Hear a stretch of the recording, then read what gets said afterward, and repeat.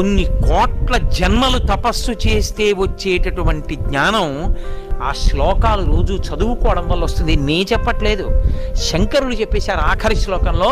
సర్వాత్మత్వమితి స్ఫుటీకృతమిదం యస్మాదముష్మిన్ స్తవే తేనాశ్వశ్రవణాత్ తదర్థమననాత్ ధ్యానాచ్చ సంకీర్తనాత్.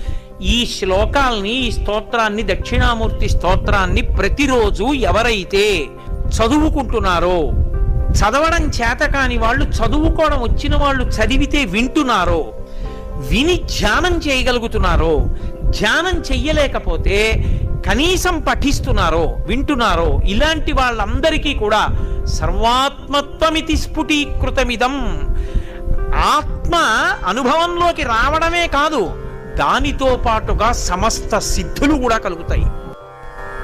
మౌన వ్యాఖ్య ప్రకటిత